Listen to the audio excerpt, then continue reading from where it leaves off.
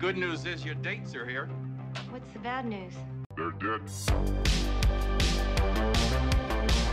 Oh, you're so cool, Brewster!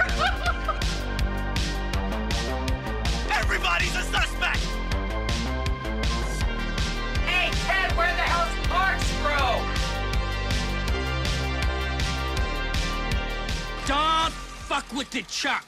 Welcome back to Toe Tag Reviews, and today we're going to be talking about the 2013 Carrie remake. Also, we're going to be trying something new here. Instead of doing the movie recap mixed with my 2 cents here and there, we decided to do a more in-depth approach. Now, there's going to be 7 talking points throughout this whole thing, so with all that being said, make sure that you are subscribed and that the bell notification is on. Now, on to the film! First up are movie facts. Director Kimberly Peirce had Chloe Grace Moretz go to a women's shelter so she could better understand women that have had a hard life so that her performance seemed more genuine and authentic. Julianne Moore stated that she felt very comfortable with Chloe Grace, and that's why their chemistry was so special. Director Kimberly Peirce wanted to include cyberbullying because she wanted to showcase that not only is she being bullied at school, but now it's on the internet, and the internet is forever. So she will always be an outcast, even in the comfort of her own home. Number 2, plot. Carrie White, a shy, friendless teenage girl who is sheltered by her domineering religious mother, unleashes her telekinetic powers after being humiliated by her classmates at their senior prom. I love this story because of how relatable it is. Not the telekinetic part, but it's a very relatable story overall.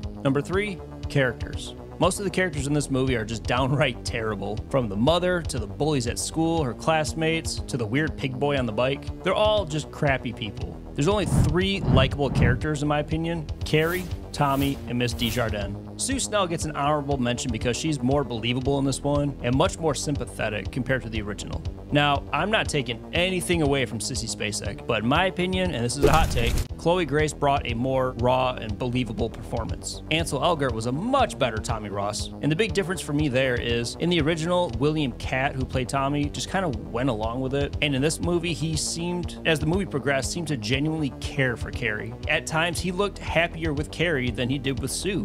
And lastly, Julianne Moore was completely unhinged in this movie. We see multiple times her hurting herself from banging her head against the wall, clawing at her arms, carving into her leg, slapping herself. She did phenomenal in this movie, and it really showcases her talent as an actress. Number 4, kills.